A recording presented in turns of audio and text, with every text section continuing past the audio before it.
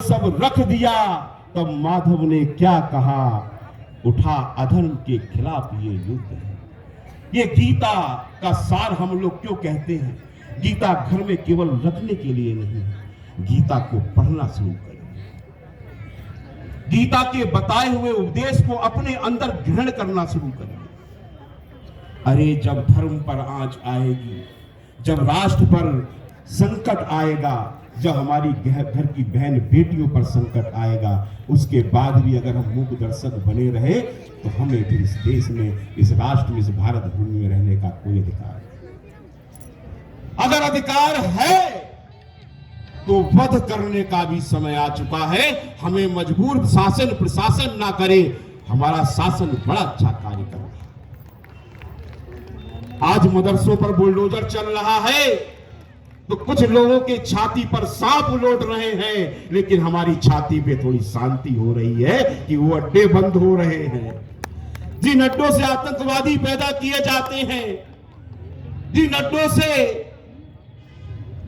विधर्मी पैदा किए जाते हैं, जिन मस्जिदों और मदरसों से नौजवानों को गलत राह पर चलने का राह दिखाई जाती है, ऐसे अड्डों को अगर कोई नष्ट कर रहा है तो भारत का पहला प्रांत बना है ये आपका ब्रज, आपकी देवभूमि बनी। धन्यवाद धामी जी कि आपने ऐसी विचारधारा बनाई। हमारी यात्रा थी तो उससे पहले धामी जी ने 3 कानून बना दिए, लव जिहाद, लैंड जिहाद और थूक जिहाद के खिलाफ कानून बना दिए। मेरे प्यारे भक्तों, मेरे युवा साथियों, हमारे जितने भी मठ मंदिर देवभूमि पर हैं, मैं शासन को लिखकर भेज रहा हूं। मैं माननीय मुख्यमंत्री से शीघ्र मिलूंगा कि जितने मठ मंदिर हैं, यहां पर लगने वाले हमारे वार्षिक उत्सव महोत्सव मेलों में एक भी विधर्मी को दुकान नहीं दी जाएगी।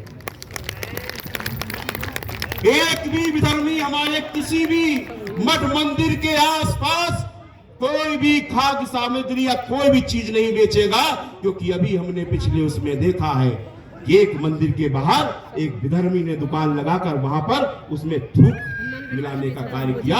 हम सब लोग व्रत रख के उपवास करके निकलते हैं घर से कि पहले हम पूजन करेंगे, दर्शन करेंगे, उसके बाद अपना उपवास तोड़ेंगे, और वहां पर विधर्मी गंदगी मिलाकर दे रहा है और प्रशासन मूक दर्शक बनकर देख रहा है।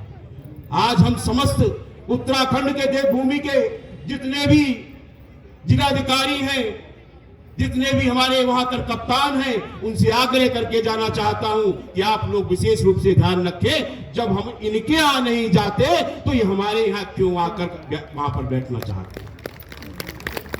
हमारा एक भी हिंदू वहां पर दुकान नहीं लगाएगा जहां तुम्हारी कोई मंदिर, कोई मस्जिद या कोई मदरसा होगा। हमारी दुकान वहीं लगेंगी हिंदुओं की जहां पर हमारी मां विराजमान होंगी, जहां महादेव विराजमान होंगे, जहां हमारे देव विराजमान होंगे।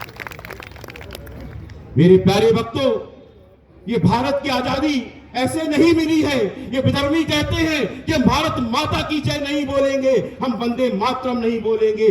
8 लाख से अधिक क्रांति वीरों ने जब अपने प्राणों की आहुति दी, और क्या कहते हुए दी? भारत माता की वंदे, यही शब्द गूंजते थे उनके, और हंसते हंसते फांसी के फंदे को अपने गले में डाल लेते थे, और हंसते हंसते अपनी छाती पर गोली खा लेते थे कि हम आने वाले अपने जो नौनिहाल जब आएंगे तो ये इस गुलाम देश में आंखें ना खोले, ये आजाद देश में। और जब ये देश आजाद हो गया